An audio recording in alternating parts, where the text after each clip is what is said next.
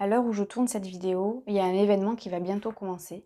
C'est la Coupe du monde de football au Qatar. Et ça aussi, je boycotte.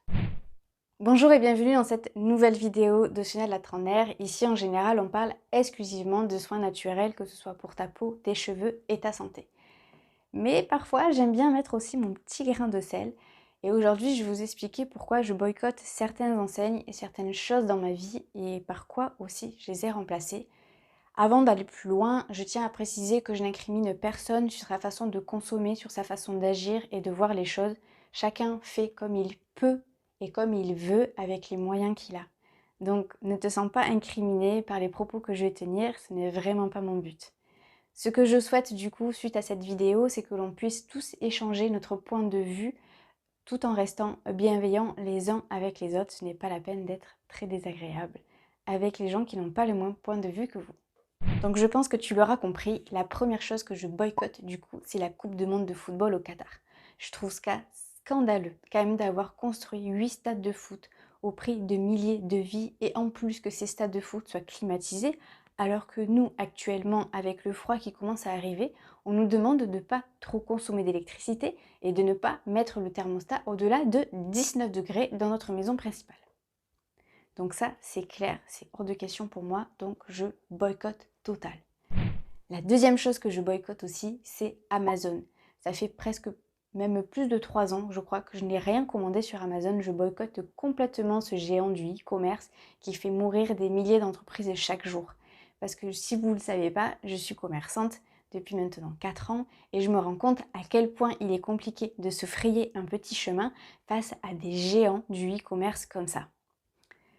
Amazon, c'est des travailleurs et des travailleuses qui vraiment n'ont pas un salaire de dingue, qui sont très souvent en horaire décalé, qui sont quasiment toute la journée debout en train de préparer nos petits colis, qui sont vraiment payés une misère. Amazon, c'est un méga pollueur aussi, ce que j'aime bien appeler ces méga pollueurs. Ce sont en fait des entreprises qui, à force de construire, de construire, de construire et de construire, ils ont un impact carbone qui est immense. Et c'est le premier impact carbone d'Amazon, c'est en fait la construction de nouveaux locaux. Maintenant, Amazon est dans le monde entier. Amazon, au début, c'était des livres. Et justement, pendant très longtemps, j'ai eu acheté des livres sur Amazon. Et maintenant, quand je vois un livre qui me plaît, que le résumé et les critiques me plaisent sur ce livre, je préfère du coup aller voir ma libraire et lui demander si elle a ce livre. Si elle ne l'a pas et qu'il faut le commander, ce n'est vraiment pas grave pour moi. Au contraire, je pense que j'aurai encore plus de plaisir à lire ce livre. Autre chose aussi que je boycotte, c'est McDo. McDo, ça fait aussi bien plus de 3 ans que je n'ai pas mis un pied dans leur restaurant à McDo. McDo aussi, ce sont des méga pollueurs parce que le craft, c'est le dernier maillon de la chaîne du recyclage. Donc du coup, votre craft va finir du coup brûlé. Les petites bouteilles en plastique qui finissent bien souvent dans la nature aussi, donc qui sont très polluantes. Les petits gobelets aussi où on nous dit que c'est recyclable alors que pas du tout parce qu'il y a du plastique et du carton en même temps, donc du coup ça finit brûlé. Les conditions de travail ne sont vraiment pas dingues, la plupart du temps ce sont des mi-temps, donc du coup les gens ne sont pas payés très cher et du début à la fin du service tu es sous pression que tu en peux plus, tu as des bip bip bip bip toute la journée, je sais pas si vous avez remarqué ça, où en fait on nous dit encore de nous dépêcher encore plus et il faut remplir un quota de clients dans la journée.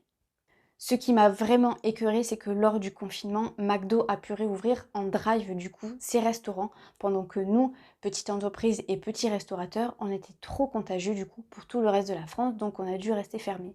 Je sais pas si tu te rappelles de toutes ces files de voitures que l'on voyait les unes derrière les autres pendant des heures, juste pour avoir accès à un McDo. Je trouve ça mais juste dingue.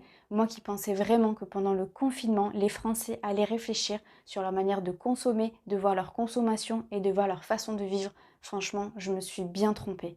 L'alternative du coup que j'ai trouvée à McDo, c'est que dans ma ville, il y a un petit couple de restaurateurs qui fait les mêmes choses, on va dire, que McDo, mais 100 fois meilleur avec un impact carbone qui est vraiment très bas parce que ce sont que des produits qui sont issus des halles de la ville. Donc du coup, ce sont des produits vraiment très locaux.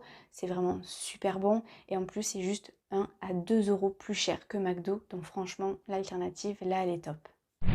Autre chose aussi que je boycotte, c'est Nutella et toutes les marques qui concernent Nutella, donc le groupe Ferrero. Donc ça aussi, je boycotte, ça fait au moins 10 ans que je n'ai pas mis un seul gramme de Nutella dans ma bouche, tellement voilà, j'en peux plus de Nutella, je ne peux plus me l'encadrer. As-tu déjà regardé la composition de ton pot de Nutella? Les 3/4 du pot, en fait, ce sont du sucre. Ensuite, il y a de l'huile de palme.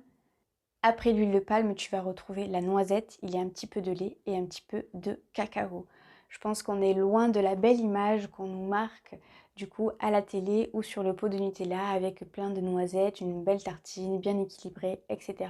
On est vraiment loin de tout ça. Aujourd'hui, il y a plein de marques du coup de pâte à tartiner qui sont beaucoup plus responsables, qui sont beaucoup plus écologiques, sans huile de palme et qui sont 100 fois aussi meilleures pour nous et pour l'environnement.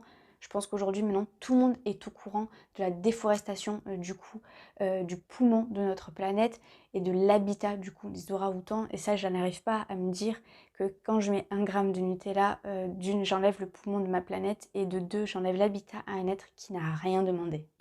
Tout cela, ce sont quelques petites choses du coup que j'écarte du coup dans ma vie quotidienne, dans mon quotidien et pour lesquelles tu as vu, il peut y avoir des alternatives.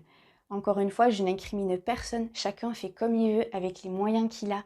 Je tenais juste voilà à créer un petit peu le débat autour de cette vidéo, à ce que chacun soit bienveillant et pourquoi pas se filer des petits coups de main à droite et à gauche pour avoir une meilleure façon de consommer.